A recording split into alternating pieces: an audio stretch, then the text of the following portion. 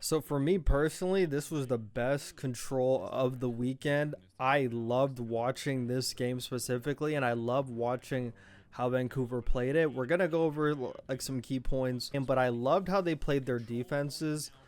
Um, it was very clear like the main objective to them was constantly keeping pressure in the other team's spawn, keeping pressure in the offensive spawn, so it wouldn't even matter if Ultra ever got through to their spawn. As long as they had control or some sort of possession of their spawn, they just always had control no matter how close the lives were. They always had control no matter what in this round. So you can even see early a number of fives in their spawn, but it does not matter.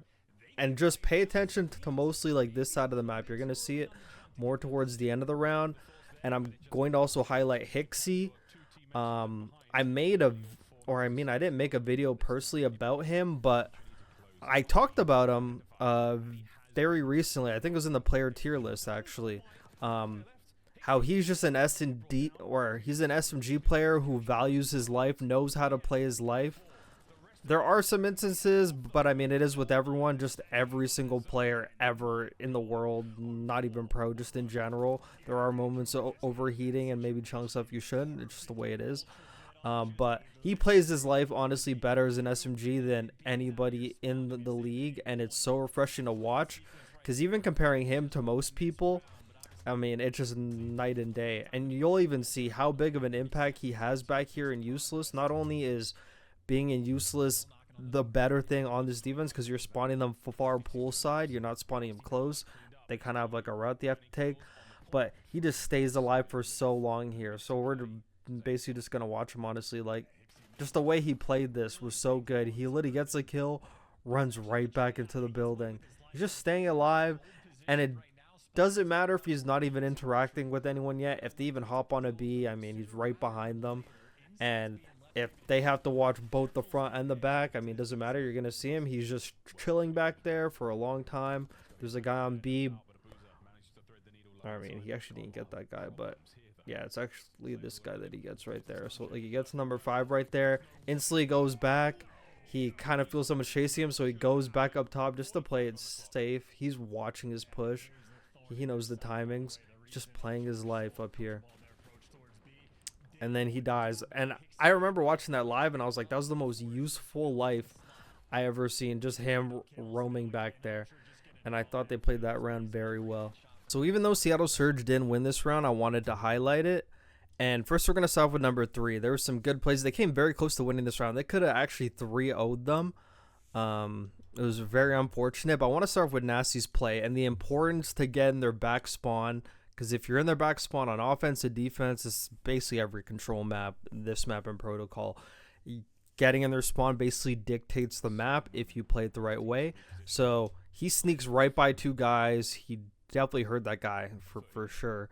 And snuck by 2 guys, got in the back spawn. They had no idea.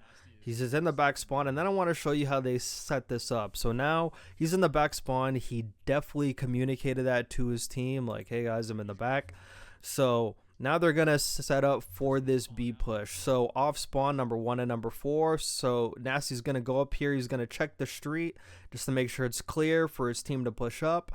And Abuza's job is to just clear from the pinchers, because when they do go for B, they don't want to have to deal with getting shot from behind. They want to make sure they're funneling everyone back to the back spawn, so now everyone's in front of them, makes it easier. So his job is just to clean up pinchers. So he's just staying there, and he stays there the whole time.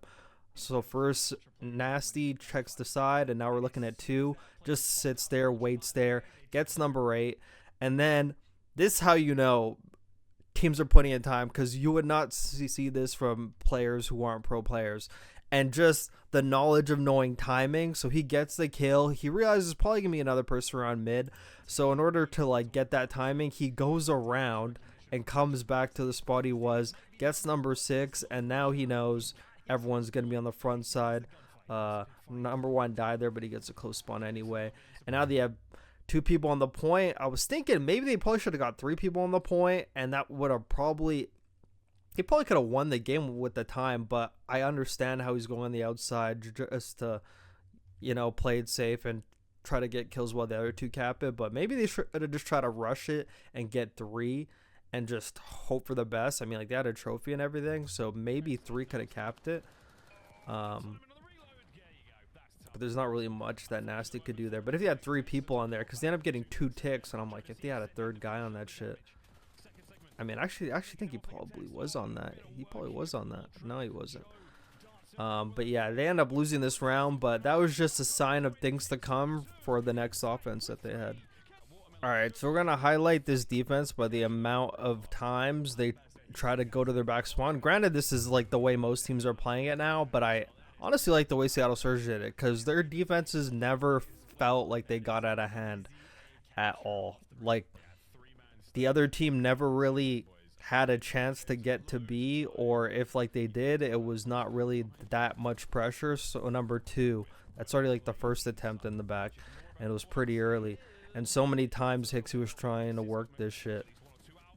And now, so this is the time that Hicksy actually does get in the back right here. So we're just gonna play this thing through, because what Hicksy does in the back here is so great. So he gets this kill. It's a great kill out of him to get. Like, he's just roaming, he's hiding, he loves that ban. So he doesn't get that kill, but he runs up top, playing his life in a corner, making everybody look for him. There's 3 guys around him looking for him. He's just waiting. Pops a 2-piece. If he popped the 3, it literally would have been insane. If he popped that 3, like that, like the round literally would have been over at that point, because they had like 3 people pushed up. They would have had him in a spawn trap, probably would have slayed him out a bit. But that was a great life out of Hicksy. And just like the constant pressure that they keep on that side. So they try, Ultra try, but they don't really get that far. And Seattle already back up, fucking pushing again. Hicksy here gets a bad timing and dies. But now number 2's already sprinting back up. He's going on a pinch. Now look, instantly gets that kill, running right to the back. But obviously that's the spawn that you want, because you want to spawn him in the back pool side. But he's just fucking chilling up here. Just chilling up here for majority of the round, because like they only have a tick and he has an AR. If they hop on the point, I mean, he has that long range of sight. Boom. See you later, Kleenex. Doesn't even matter. Like, because you can't watch the front and the back. If you stay on the front side, they could just kill you off spawn. If you're on the back side, Abuza's there, you know, so you're kind of fucked. And you get the far spawn, so every person that dies has to take the longest route. Just chills here basically the whole entire time. Doesn't really have to move. He's just constantly watching his back. He's checking. Number 7 is trying to look for him. Number 7 finally gets him, but now there's only 4 seconds left. They got 4 lives, and it's already done. So another class defense out of this Vancouver Surge. My bad, not Seattle Surge. Fuck. Okay. Vancouver Surge, my boys. These are my boys. These are my boys. These are my hometown boys. All right, so now we're going to end off with the last round of Control and how Vancouver, my gosh, Vancouver was able to win it. Jeez. So we're going to start off with Hicksy taking the route on the stairs, so he actually gets that kill in mid. He goes down. Beans gets a horrible timing, but right in the back, shoots him, gets that guy too. They 4-cap it, and now they're off to the races here. Take a look at Hicksy. Immediately goes to their spawn, and granted, he doesn't do anything here, but I just like the way he played it. And this is gameplay you gotta admire, because I know a lot of people that would just go to the back spawn and instantly probably like sprint around the corner and die. But him playing his life, it had no effect. But I just want to show the effect of playing your life has, because now immediately 3 guys are tweaking. So like 7 and 5 are looking like, where is he? Hiding in a corner back there. Now 8's looking. He's got 3 guys' attention. Granted, he has no idea, but the impact this could have, I mean, it didn't have an impact this time, but the impact this could have, he's taking 3 people out of the equation by just playing his life. No one knows where he is. They saw him cross, but then they didn't see him since. He could be anywhere. They're looking like, where could this guy be? Like, if he gets any of us in the back, like, we're fucked. So have to look for him. He's taking 3 people out of the equation. 3 people could do whatever they want. I mean, it doesn't work on this life, but it ends up working in the end. But taking 3 people out. Look, they're constantly like this guy may be going back and forth, but he's like half taken off. So he's literally taking the whole team out, but then he ends up dying there. But I thought that was just great how he goes around the corner, but he doesn't chow, and he just plays a corner and just waits. That was awesome. I really fucking like that. I saw that and I was like, I don't see anybody else do that. And now we're going to take a look at 04. So 04 hops on the point at the hard bait. And like, I always emphasize just how important it is to just get on the hill. And once you're on the hill, it diverts everyone's attention. It makes people have to like stop what they're thinking. He immediately hops on the hill. Number 6 is like, whoa, wait, what the fuck? Whoa, what? Immediately hops off it. So 04 hops off it. He goes and sees if anyone's pushing. He knows someone's going to push because they know where that came from. Gets that kill. Hard baits Kleenex into it. Nasty now gets that kill. The other 2 are watching the pinch. Booz is always watching the pinch. Always watching the pinch, but it's actually Exit gets that kill. And then Insight calls this in because this is like exactly like fuck Chan said, this is a desperation fucking hellstorm. And then he hits a counter hellstorm and gets 2, and immediately take a look at Hixie again, not even bothered, fucking sprinting back spawn. Let's fuck shit up. And now this is how they call game here.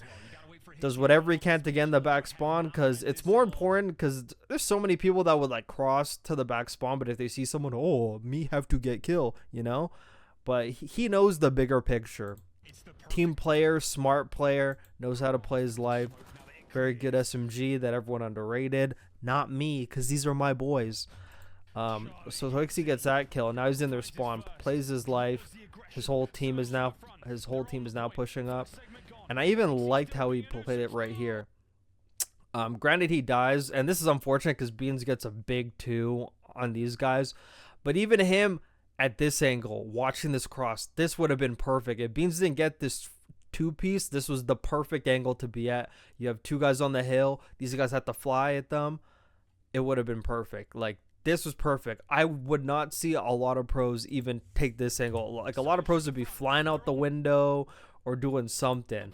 This is like perfect. This is like that Kismet example from that LAG video when he was watching the cross. I was thinking he probably should have got a bit closer and watched it just to make sure no one slipped by his fingers.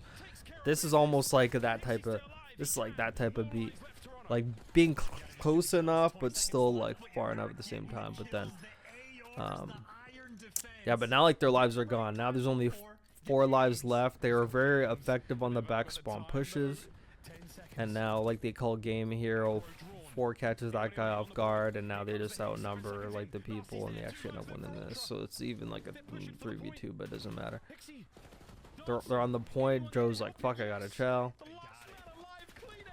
And then Kleenex, the last guy, can't do anything, has to just fly out. He dies. I thought that was awesome. When I watched all these rounds, it may seem a bit more boring when I'm just breaking it down, but when you watch the whole map, I thought this was my favorite. This is my favorite control so far. Most of the other ones are kind of snooze, but for some reason this one just a Canadian classic in the air. So I thought that was a great control out of Seattle Surge, with like players who know like the bigger picture of just constantly getting in the spawn. I thought it was great.